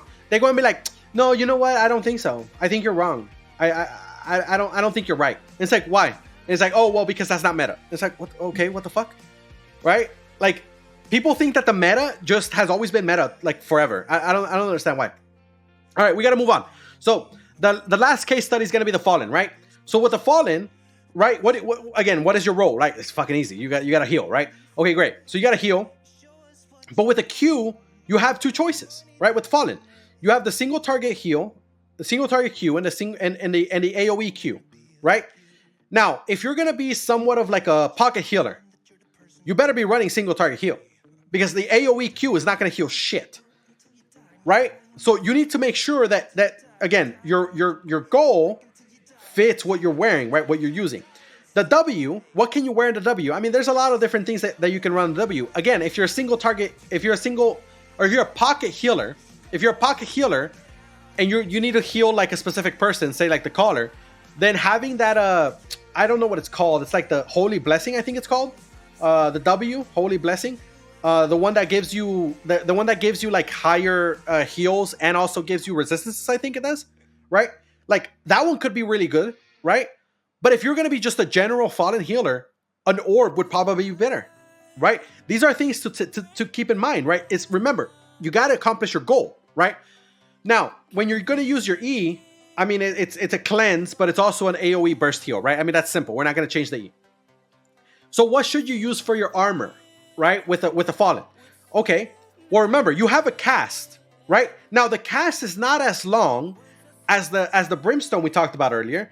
So you can get away with not using Scholar Robe. Okay, great. But what do you use? I mean, technically, like I said earlier, you can use Druid Robe, right? Druid Robe is perfectly fine. I mean, you know, you're dropping a bunch of Qs and then your Druid Robe stacks up and you get, you know, then suddenly your W orb or your E are suddenly like massively good and stuff, you know what I mean? No, it's stupid. Listen, because you need survivability. You can do the Druid Robe and be like, yeah, that's gonna be great. It's like, no, it's not, because then you're gonna be a glass cannon, but not even a cannon, a glass healer, I guess. Anyway, but you need survivability. Just because you can heal yourself doesn't mean you can survive a whole first engage from the enemy, right? A whole burst engage from the enemy. So you're gonna need Cleric Robe. Cleric Robe is gonna be foundational. Now, can you run something like Leather? Sure, but the survivability that you gain from Leather versus a Cleric Robe is massive. And you're losing so much of your heal potential by going to like Leather, right? So usually as a regular Fallen healer, you're gonna want Cleric Robe. Now, if you're like a pocket healer, say like a, you know, you're healing the caller, then maybe you can run Judicator Armor, right? And here's the thing, because Judicator Armor can help boost heals, right? But you're losing heal potential because you're switching from Cleric Robe to Plate, right? To Judicator. But you're gaining resistances from both the Judicator skill and just the fact that you're wearing Plate, right? So it also allows you to stand up closer to the front. Now, your heals are not going to be as good. There's no way. There's absolutely no way in hell. But you can be sure that you're always going to be close enough to drop that heal onto the caller. And maybe you're the pocket healer, and all you have to do is make sure that the caller survives. So maybe just a little bit of ensured heals could be what your Zerg needs, right? Now, for the most part, if you're a regular healer and all that, then yeah, Cleric Robe. I mean, you can't go playing around and be like, I'm gonna be a paladin. No, you're not gonna be a paladin. You're gonna be an idiot, right? You need Cleric Robe. So the next thing is, okay, you're gonna go and have a cast, right? We already talked about having a cast on the E. Well, remember, you have to protect that cast, because if you try to cast your E and it gets interrupted, then suddenly you're useless and you're not doing your job, right? So you have to accomplish your job. How do you accomplish your job? Night Helmet, again, Night Helmet, right? Or Face Scale Hat. Now, Face Scale Hat, not as important. And the reason is because the channel is so much shorter than like a Brimstone. So the Face Scale Hat, you don't really need it, right? But Night Helmet, that could be really useful. especially because healers very often can't get to heal the clump because they get knocked back or they get rooted or stunned. And remember, the Knight Helmet has it helps you reduce CC duration, right? So Knight Helmet is very, very important for healers. Okay, so again, synergy, right? You have to have a synergy with the rest of your kit. And the last thing is going to be the Scholar Sandals. Why do you need Scholar Sandals? Well, because if you're healing constantly, you're going to run out of mana. It's just that simple. You're going to run out of mana. And people are like, oh, well, you know what? I can run Limherscape. Sure, you can run Limherscape. That'll work. But here's the problem. What else are you going to use on your boots? Right? What else other than a Scholar Sandals will you use on your boots? I know some people are like, oh no, well, I'll use a faster sprint, or I'll use like Graveguard boots. I mean, sure, maybe Graveguard boots with Limherscape. Yeah, that might be passable, right? But the fact is that you're losing out on the Force Sterling Cape. And the Force Sterling Cape is a free cleanse, right? So by doing that, you're losing out on a free cleanse. And you can say, oh, well, I have these other cleanses, basically like a cleanse from the Graveguard boots. Sure, so you're kind of trading off. That's why I'm saying it could work, right? But in general, you need to suffice the need for mana. To suffice the need for mana, you either need a Limherscape or you need Scholar Sandals. And if you're going to run it Limherscape, then remember, you need to have some form of ability to counter, some sort of stun, root, or silence, or slow, right? Because you're getting rid of the Force Sterling Cape. So, Scholar Sandals, Graveguard boots, those tend to be useful for this, right? Now, Scholar Sandals, remember, Scholar Sandals also has stun, root, and slow immunity. The only difference with Scholar Sandals is that you have to channel it, right? So if you stop channeling it, then it stops. But you're getting all of that, right? You're getting that, and you're getting faster mobility than you would with the Graveguard boots, right? So that's the 3 case studies, right? The Brimstone, the Soul Scythe, the Fallen, right? I explained each one of them in detail so that you guys understand what you guys have to do when you're making your own builds, right? So let's move on to the last section here. The last section is build your build, right? Just literally making your own build, right? So how do you make your own build? You have to remember those key components, right? You have to focus on your role, on the goals of your role, right? If you're a DPS, make sure that you can do some damage. If you're a tank, make sure you can take damage. If you're a support, make sure you actually help the Zerg accomplish the mission in some shape or form, right? Because supports are pretty versatile. So focus on your role first. And then don't forget that defensives are a requirement. They're not something, having defensives is not something that you can choose whether you have it or not. Having defensives is a requirement in this game. If you don't have defensives at all, and you just go full glass cannon build, you're not going to accomplish much. I promise. You're not going to accomplish much, right? And if you die quickly too, you're not useful, right? So overall, defenses are just absolutely necessary. The next thing is very important. You guys have to keep in mind, don't do too much. It's very easy to get caught up in the moment of building a new build that you think might work and try to do too much. It's like, oh, well, I'm going to do DPS, but I'm also going to stun the enemy, and I'm also going to heal people, and I'm also... Like, you're doing too much, right? Focus on your goal. Add some defensives and make sure that your goal can be accomplished. And don't ever fall into the ideas that people say all the time. It's like, oh, well, if you do this and this and this and this and this and this and this and this and this, then it's gonna work out, right? And it's like, bro, you're acting like this game. You can just play it however the hell you want. You're acting as if there's no enemy that's out there trying to disrupt every single thing you do. Right? This is a game where we play against other people who are trying to stop you from accomplishing your mission. And to act like everything is gonna go according to plan all the time, it's just stupid. It's not going to, right? So don't try to do too much. Focus on the things that you need to accomplish and go in that direction, and that's it, right? Now, here's another thing. Trial and error, right? Trying things is always good. Because when you try something, you're going to learn no matter what. Well, you're going to learn whether it's good or whether it's bad. Okay, great. But sometimes you'll try a build out and then you'll suddenly realize, okay, this build is garbage, but you know what? This helmet was actually pretty good. I'm actually surprised because this helmet was actually really good. What if instead of making this build, what if instead I just take that helmet and put it into a different build that I already have and try it out? Then you try that out, it's like, whoa, it's so much better, right? That's how you were supposed to learn things, is by trying things out. Now, when it comes to trying things out, a lot of people talk shit about this, but I've recommended this to literally every single person that the conversation ever comes up, right?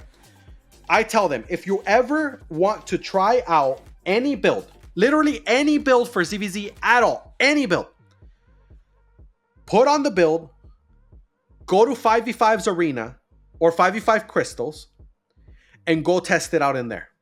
Now, here's the thing. Just because something works in 5v5s does not mean it's going to work in ZvZ, right? But when you go and test it out in a 5v5 scenario, you're actually testing it out in a scenario where you're going to have constant pressure on you.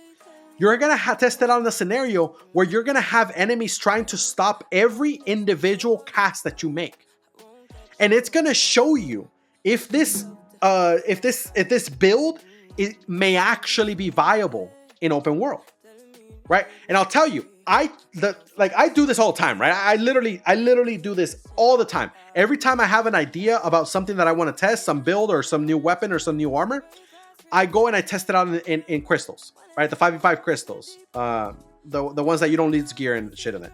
So I test it out in there, right? I recently tested out just a simple build with the Clarent Blade. I tested out Clarent Blade with the regular AoE Q, right? And then the new W, right? The like the triple slash thing, right? That they do. And I had a Hellion jacket, and in the helmet I had I think it was a Scholar Cowl, right? The one that gives you mana when you get hit. And for boots, I had Hunter shoes. Well, I had refreshing spray for the shoes, right? And basically I ran omelets, right? So I ran everything cooldown reduction, right? My cooldown E was actually like 12 seconds. And that also reduced my W and my Q, right? The amount of damage that I put out in 5v5s was literally number one damage of the entire 5v5s, like all of them, right? Every single fight.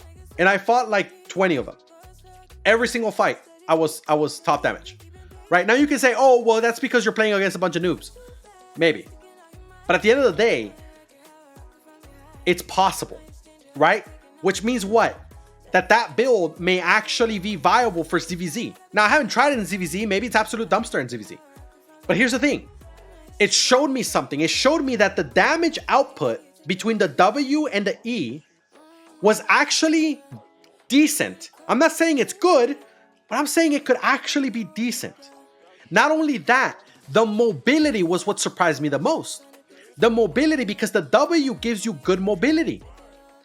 The mobility surprised me a lot. And that is what basically sold me, because I was like, damn, the damage is decent and the mobility is good. This is a build that can actually work in open world, right? So this is how you're supposed to do things. Now, again, I'm not saying that that's a build that's going to work no matter what. It has to be tested. And here's the thing. I'm not the one that's going to go and test it in open world, because I'm not a melee DPS player, right? I don't usually play melee DPS. Okay? So even if I do try it myself, it could fail. Because I'm just not that good at it, right? But what I'm saying is that it shows possibilities. And then I suggested to people that I know are good melee DPS players, and I suggested to them. I said, hey, try this out. And then they try it out, and next thing you know, they find out, oh my God, it's amazing. Right? With the Icicle, long time ago, I decided to start playing Icicle just to see its viability in ZvZs. And I found out it was amazing. Right? A lot of people were like, no, it's not that good. It was amazing. And it caught on quick because people saw it. But that's the thing, right? Metas will change based on what we try. what we do trial and error with, and it starts in arenas, man. It starts in arenas. If something works in arenas, it has potential to work in ZvZ. Now, I'm not saying it's going to, but I'm saying it can. There's a potential there. That's all there is. That's all I'm saying, right? And at the very minimum, you get to learn things. Like I learned the mobility of the new W on swords is actually pretty good. I learned that, right? Now, I've been seeing some videos lately, right? Where you know, well, not lately. I mean, it's been a while now. I guess this guy's been around now. But there's this guy, Lolly, right? I don't know how to spell his name, but you know, Lolly. And the guy, if you're in the Discord, or if you're not in the Discord, you can scroll down on the Twitch, and then it's gonna be, the links are gonna be right there. But yeah, he posts videos on the Discord, on the Alpha Omega University Discord, and Lolly uses the Kingmaker. Yeah, there you go. Zachman wrote it. L7 Wally. Yeah, Lolly. So the dude is incredible with the Kingmaker, man. The dude is absolutely freaking murderous with the Kingmaker. And you know what? I'll tell you the truth, man. Before him, I would have told every single person that Kingmaker is not that good. Right? I would have said that 100%. Because I didn't know its power. I didn't realize. And now that I see those videos, I'm like, dude, that thing's amazing. Right? And then I started thinking, okay, maybe it's amazing because he's a great player, so he's making it look good. But no, now I'm starting to see more videos, and this is what I meant by lately I've been seeing videos, right?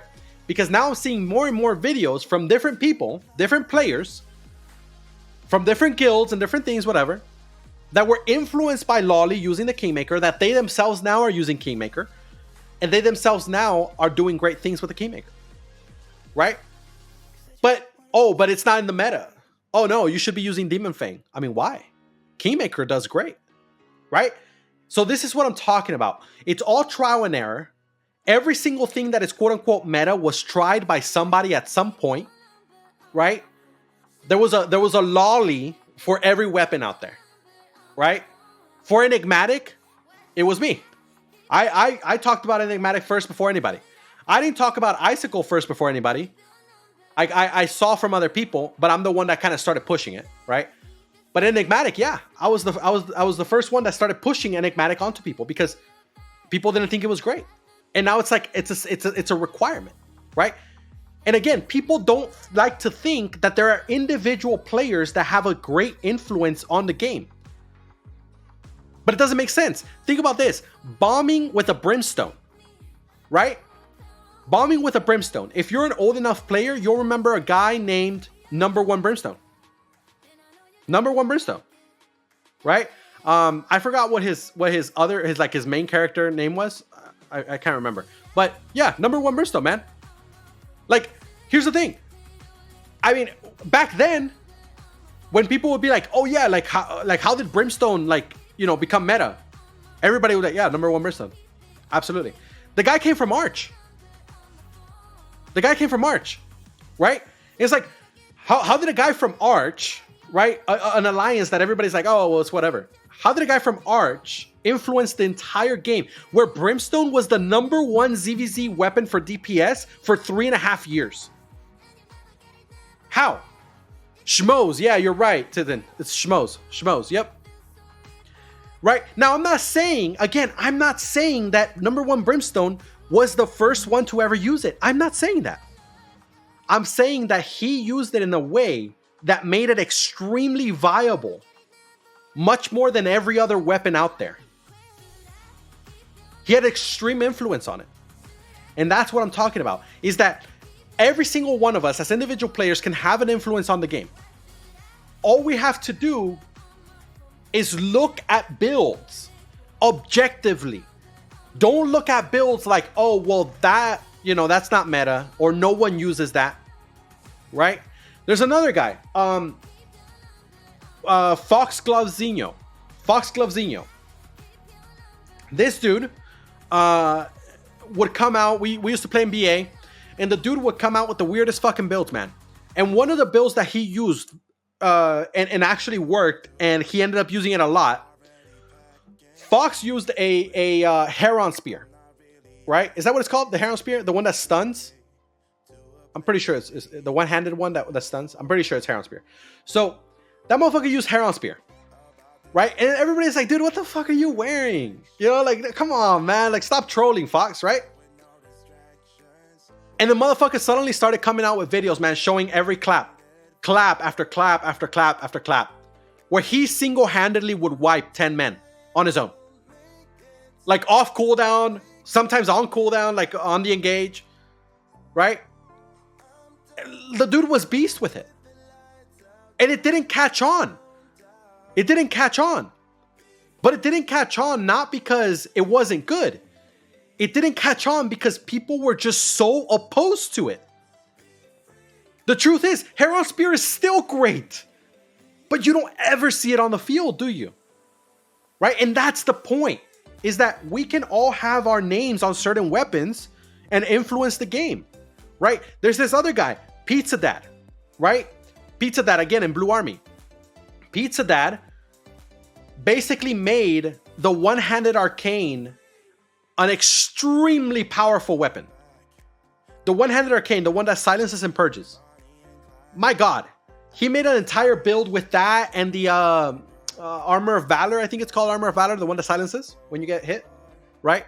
Between those two, that man became like, if you ever saw Pizza Dad in that build in a ZvZ and you were a bomb squad, you wouldn't even try. You would just back away. You just try a different angle.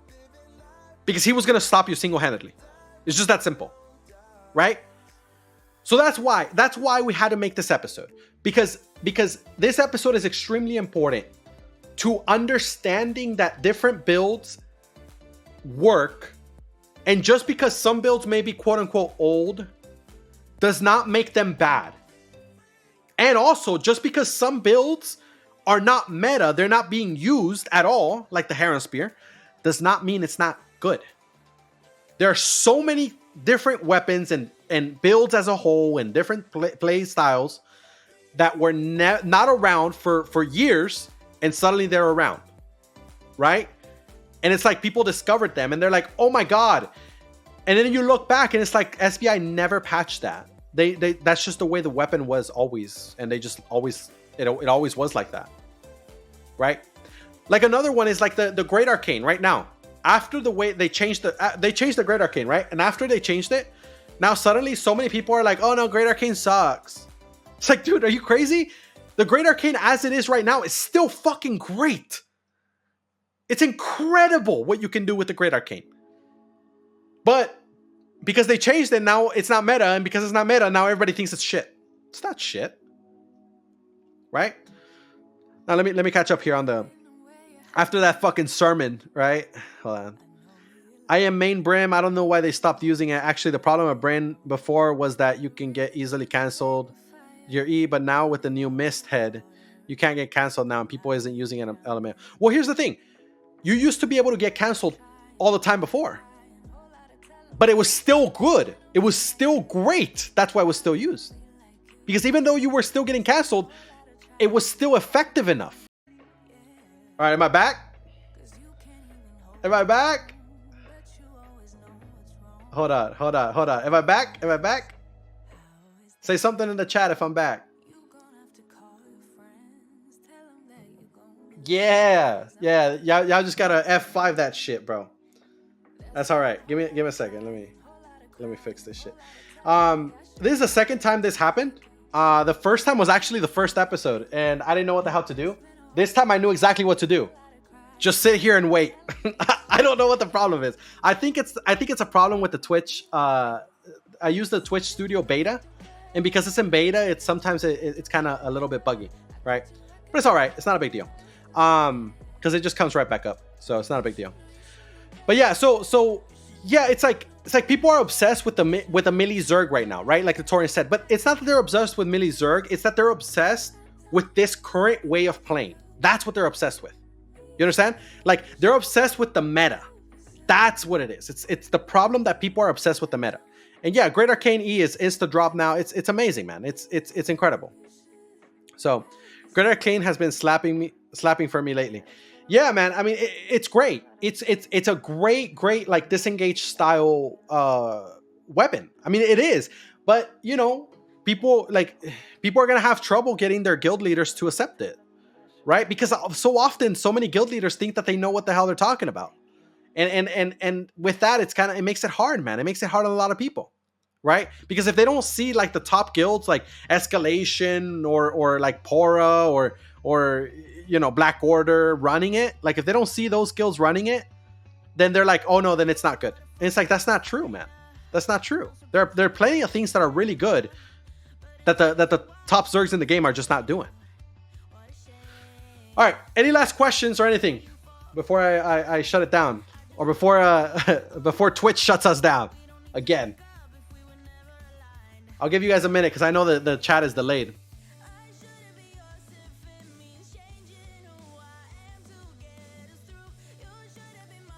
You put that one. Put what? I don't know what you're talking about, Titan. Oh, yo, what's up, Satan? What would be the best chest for Icicle and Grail Seeker? That one is okay. Like that one's easy, right? That one's absolutely easy. It's one of two different ones: Duskweaver and Night Armor. It's just like absolutely like Grail and Icicle should not run anything other than Duskweaver or Night Armor. And the only reason I say or is because Duskweaver is great, but it cancels other Duskweavers, right? So you can't have all your Grails on Duskweaver. So it's like some of them have to run Night, some of them have to run Duskweaver. But they're both great. I mean, they're both amazing, and they work, they synergize extremely well with each other.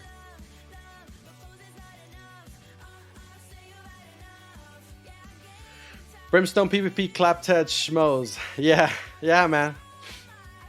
I like Night Armor. Latorian says used a lot, but Dusk is so OP. Yeah, Duskweaver is OP as hell.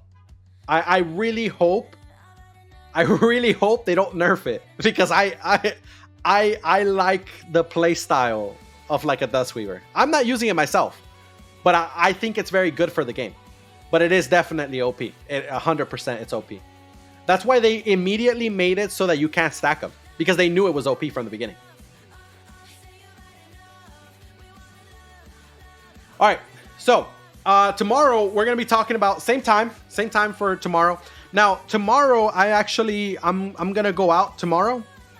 So the stream tomorrow I'm gonna try to make it as quick as possible. It's not it has a hard closing time of an hour and a half, right? So that's for tomorrow's stream. So tomorrow we'll try to get through everything, but tomorrow's actually a really fun episode. All right, tomorrow is going to be calling styles. So tomorrow's episode, calling styles, we're going to be talking about let me see here. So yeah, so the calling styles, I'm going to basically focus on callers and how callers actually accomplish what they want to accomplish, right? The different styles that there are is like tsunami, right? Like flooding the enemy, right? Bait and switch, right? Where you kind of bait them and then you engage with the rest of the Zerg, right? There's the turn and burn, which is like the kiting, right? It's just straight up kite, and then you kill the first 2-3 guys in front of you. You keep on kiting. Sword engages, I'll explain that. Crescent pressure, and yeah, just those are the main themes that we're gonna be talking about tomorrow. It's gonna be a good episode because we're gonna get to talk about a lot of like the really, really, really high level ZvZ calling styles and techniques, right? And even if you're not a caller, it's important that you listen to that episode, because understanding how your caller calls will make it a lot easier for you to position for the next engage, or position for for you to not get countered on and not get killed, right? So it's very, very, very important to understand the high level concepts of calling. So that's what we're going to be talking about tomorrow. It's going to be actually a lot that I want to talk about tomorrow. But like I said, I have a hard closing time tomorrow. So we're just going to have to speed it up a little bit. But that's all right. We'll try to get through everything. Let me see. Caller styles: calm, normal, angry, furious, Sarge. Yeah. It's true. All right. Well, thank you guys for listening to the rants today. I feel like there were some rants because I feel like I'm tired of seeing non-soul side colors, right? But yeah, tomorrow same time, and then Monday's gonna be VOD review. All right. I do not have a video for the VOD review yet for Monday. I'm looking at all the videos from this week. There are some that I think I might use, but I'm waiting to see over the weekend. Maybe there's some better ZvZs over the weekend to review those. But if you have a video that you'd like me to review, it has to have comms, okay? And preferably none of those fun words, all right? That's gonna get me a TOS, all right? But yeah, if you have a video, make sure you drop it in the videos channel on the Discord. Make sure you guys hit the follow if you didn't follow, subscribe if you want to. I'll see you guys tomorrow.